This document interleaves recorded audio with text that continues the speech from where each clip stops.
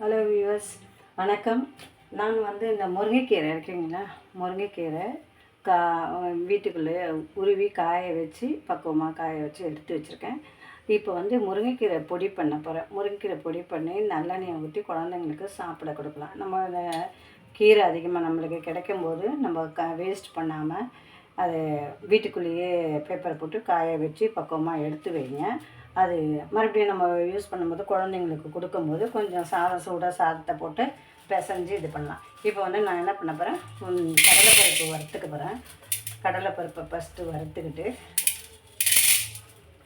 இதுக்கு தேவையான பொருள் என்னென்னா கடலைப்பருப்பு, ஒரு உளுத்தம்பருப்பு வறுத்துக்கணும்.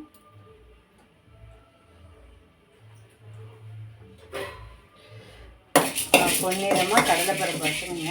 இது கூட நான் கொஞ்சமாக தான் செய்ய போகிறேன். இது பார்த்துக்குங்க. கடலைப்பருப்பு கொஞ்சம் பொன்னிறமாக வறுத்து எடுத்துக்குங்க.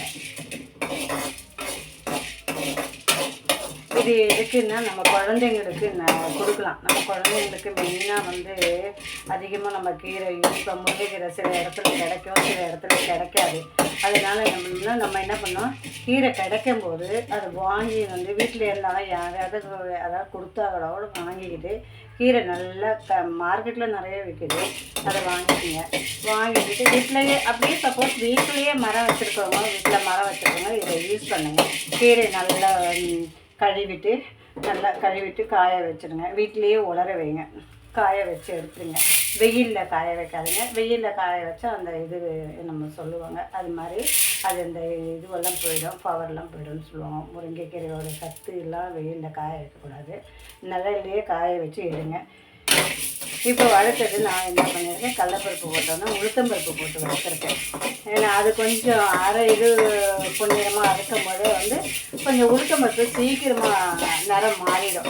அதனால ரெண்டையும் ஒன்றா சேர்த்து வறுத்துட்டா ரெண்டு சரிசமமாக பொன்னிறமாக மாறிடும் இல்லைங்களா.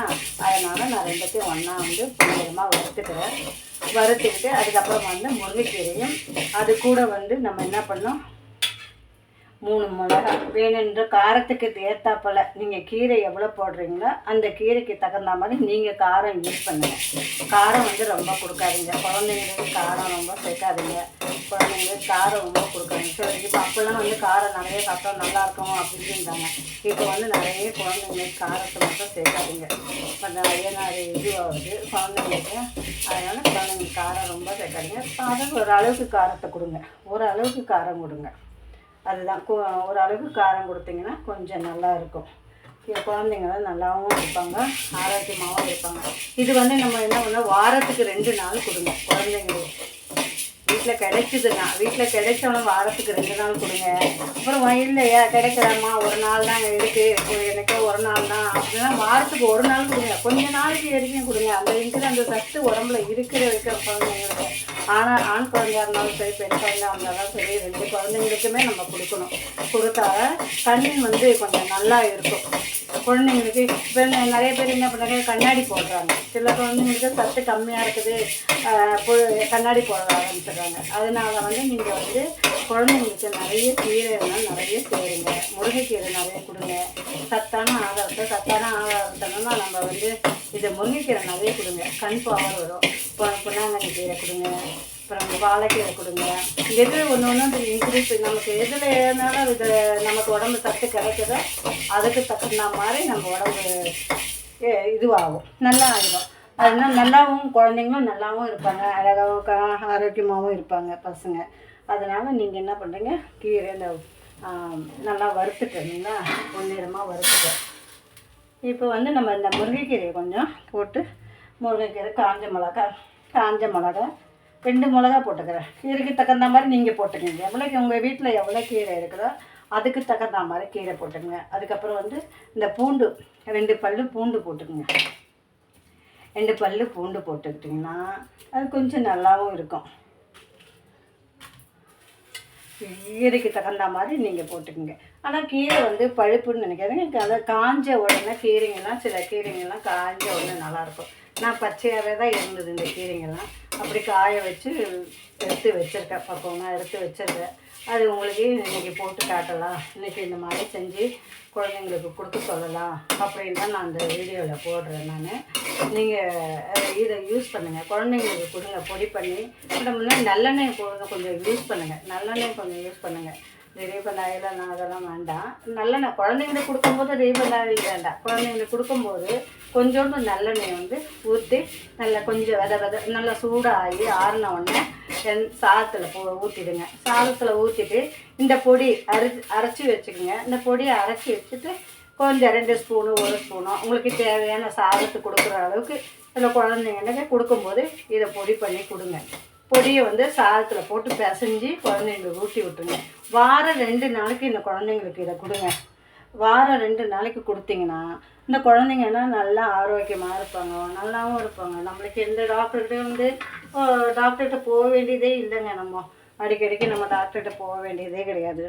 நமக்கு டாக்டருங்க என்ன நீங்கள் சாப்பிட்டாலும் என்னென்னா நீங்கள் சாப்பிட்டீங்கன்னா கொஞ்சம் உங்களுக்கு தான் ஆரோக்கியம், நீங்கள் தான் நல்லா இருக்கீங்க அப்படின்றாங்க. அப்புறம் வந்து இன்னொன்று என்னென்னா 2 கொஞ்சம் மிளகு போட்டுங்க. உங்களுக்கு ஏற்ற மாதிரி இருக்கிறதில்ல பொருளில் இந்த கீரையில் அதுக்கு தகுந்த மாதிரி கொஞ்சம் மிளகு கொஞ்சம் ஜீரகம் போட்டுக்குங்க. போட்டு வறுத்துட்டு இதையும் கொஞ்சம் வறுத்துக்குங்க. வறுத்துட்டு போட்டுங்க. கொஞ்சம் இதை வறுத்து எடுத்தீங்கன்னா வறுத்து இதெல்லாம் போட்டு ஒன்றா போட்டு மிக்சியில் போட்டு 2 அரை ஒரு அரை அரைச்சி நல்லா கொஞ்சம் பொடியாக ஆகிற மாதிரி அரைச்சிக்கிங்க. அரைச்சி நான் அரைச்சி காட்டேன் பாருங்கள். இந்த பொடி இன்னும் எதுக்குன்னா ஜீரகம் வந்து ஜீரணிக்கிறதுக்கு. சில குழந்தைங்களுக்கு கீரை வந்து ஜீரணிக்காது, கீரையெல்லாம் நாங்கள் இப்போ கொடுக்க மாட்டோம், அப்புறமா தான் கொடுப்போம் அப்படி இப்படின்னுவாங்க. அதனால் அதுக்கு ஜீரணிக்கிற சக்தி வேணும்னா அந்த ஜீரகத்தை கொஞ்சம் போடணும். இந்த கீரைக்கு முருங்கைக்கீரைக்கு கொஞ்சம் ஜீரகத்தை போட்டு இந்த மாதிரி பொடி பண்ணிக்கிங்க. பொடி பண்ணி போட்டிங்கன்னா கொஞ்சம் குழந்தைங்கள்லாம் ஆரோக்கியமாகவும் இருப்பாங்க. நம்ம குழந்தைங்கன்னா நம்ம தாங்க பார்த்துக்கணும், வேறு யாரும் பார்த்துக்க மாட்டாங்க. பெரியவங்க இருக்காங்க, பெரியவங்க கிட்டே இருந்தாங்கன்னா பார்த்துருப்பாங்க, பெரியவங்க கிட்டே இல்லைன்னா நம்ம தான் பார்த்துக்கணும். அதனால் பெரியவங்க என்ன நீங்கள் இதெல்லாம் நான் கொஞ்சம் செஞ்சு காட்டுறேன். அதை நீங்கள் பார்த்து நீங்கள் வீட்டில் செய்யுங்க. ஏன்னா ஆஃபீஸுக்கு போகிற பசங்க எல்லாம் நீங்கள் இருக்கீங்க, லேடிஸ்லாம் ஆஃபீஸ் போகிறீங்க. அந்த மாதிரி என்னம்மா எனக்கு ஒன்றும் பண்ண முடியாது, இதை பண்ண முடியாது, அதை பண்ண முடியாது, என்னால் இது பண்ண முடியாது. பட் நீங்கள் வந்து குழந்தைங்களை நீங்கள் தான் பார்த்துக்கணும், நீங்கள் தான் ஆரோக்கியத்தை பார்த்துக்கணும்.